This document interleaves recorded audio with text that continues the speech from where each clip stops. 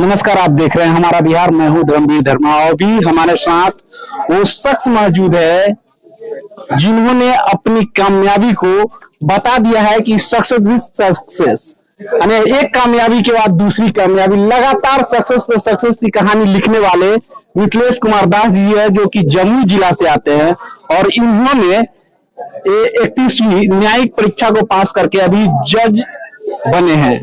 तो आइए, हम सबसे पहले आपका स्वागत है और धन्यवाद आपको कि आप हमारे बीच आए, हमसे साक्षात्कार करने के लिए बहुत बहुत धन्यवाद आपका।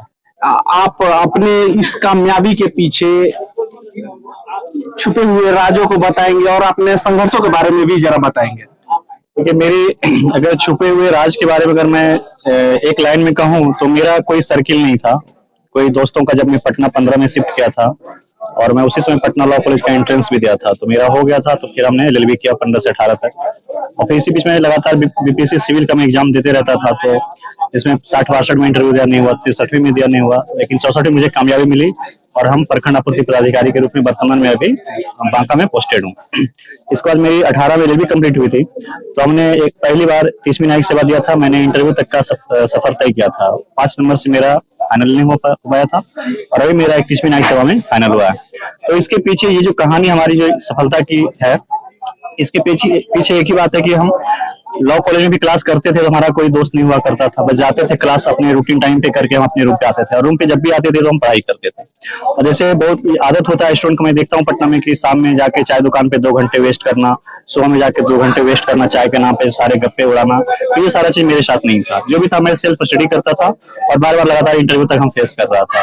तो ये हमारी मूल मंत्र। और मैं भी जो विद्यार्थी यहाँ पे पटना में खास के शहर में रह के तैयारी करते हैं, गाँव से आते हैं, तो उनको मैं यही कहना चाहूंगा कि आप भी किसी तरह से समय को बर्बाद ना करें कहीं चाय की दुकान पे या कहीं और भी। आप अपने जिस कार्य के लिए यहाँ पे आए हैं उस कार्य को लगन से अपने बंद कमरे में आराम से उसको अंजाम दीजिए, जो सपना आप सजोए हुए हैं। आप अपने इस कामयाबी का श्रेय किन्हें देना चाहेंगे और आपके प्रेरणा स्रोत कौन है? देखिए, मैं जज बनने की जो मेरे प्रेरणा स्रोत, पहले तो लॉ करने की प्रेरणा स्रोत हमारे बाबा साहब डॉक्टर भीमराव अम्बेडकर से आई है, क्योंकि बाबा साहब एक बैरिस्टर थे और जो संविधान को लिखे। तो मुझे ये लगा कि मैं भी संविधान को जानूं, देश की न्याय व्यवस्था को जानूं।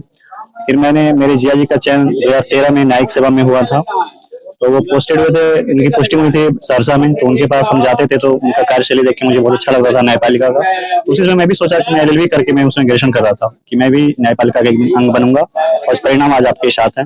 बाकी जो मेरे ऊपर सारा सफलता का है, देखिए पिताजी का बहुत योगदान होते, पिताजी जॉब में थे रेलवे में, तो उसे सफलता का पिताजी का भी योगदान है। सबसे बड़ा योगदान हमारे माताजी का है और हमारे चाचा जो गार्जियन के रूप में घर पे रहे। हमारे ज्वाइंट फैमिली में हम लोग की पढ़ाई पालन पोषण हुआ है। और मम्मी हमेशा मेरी पढ़ाई लिखी नहीं है, गृहिणी है, लेकिन फिर भी मम्मी हमेशा हमें उत्साहित करते रहती थी कि एक इंटरव्यू नहीं होता था, दूसरा हम पैसा भेज रहे हैं तो आराम से पढ़ते रहो। उसके बाद कभी कुछ पैसे की थोड़ी बहुत दिक्कत हुई थी, हमने पटना में खुद से कोचिंग पढ़ाना शुरू कर दिया था बीपीएससी का तैयारी।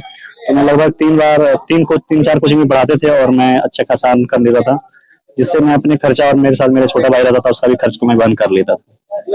आप नई पीढ़ी को जो भी तैयारी में लगे हुए हैं, आपके तरह ही न्यायिक परीक्षा को पास करना चाहते हैं या बीपीएससी क्वालिफाई करना चाह रहे हैं, तो उन लोगों के लिए क्या संदेश देना चाहेंगे आप? एक तो मैंने पहले कहा कि वो किसी भी ग्रुप में इधर उधर समय बर्बाद नहीं करें। अगर ग्रुप बनानी हो तो अच्छे लड़कों का, स्टूडेंट का बनाएं, जो आपके लग जाता है कि हाँ इस ग्रुप में मुझे रहना चाहिए, वो तैयारी किसका करते हैं उसका डिस्कशन करना चाहिए।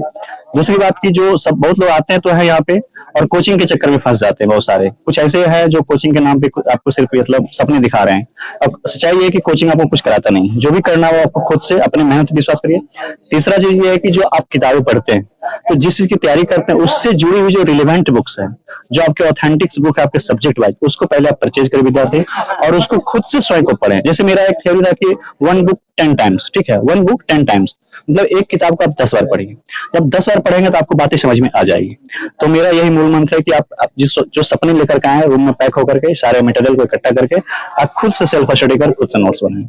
इसके आगे आपकी क्या तैयारी होगी? क्या यही आपकी अंतिम पायदान होगी या इसके आगे भी तैयारी करेंगे? नहीं, जैसा कि हम आपको पहले बता चुके हैं कि मेरा इसे पढ़ाने का अभी तक मेरा कंटिन्यू चल रहा है। मैं पढ़ता भी और पढ़ाता भी हूँ। तो पहले जो मैं कोचिंग कराता था, लोगों को लेता था क्लास, तो मैं पैसे से लेता था, पैसे पे होती थी उसके लिए, करते थे लोग कोचिंग वाले। आज के टाइम में मैं पढ़ाता हूँ, जहाँ पे मैं बाका वहाँ भी पढ़ाता हूँ 20-25 बच्चे को फ्री में, तो मैं पैसे वहां से नहीं लेता हूँ, फ्री ऑफ कॉस्ट देता हूँ, प्राइवेट टू सोसाइटी जिसको कहते हैं, ठीक है। और मेरी पठन पाठन की कार्य जारी है और आगे भी जारी रहेगी। देखते हैं अगर कोई और ऐसा एग्जाम है तो उसके मैं प्रयास करूंगा और करते रहूंगा। जैसे यूपीएससी वगैरह के बारे में भी सोचा है कुछ? मन में है, मैं वही बताया, प्रयास मेरा जारी है, देखते हैं कहाँ तक सफलता मिलती है मुझे। चलिए, इस कामयाबी के लिए आपको बहुत बहुत शुभकामनाएं, और हमारी शुभकामनाएं है कि आप आगे और अच्छा करें।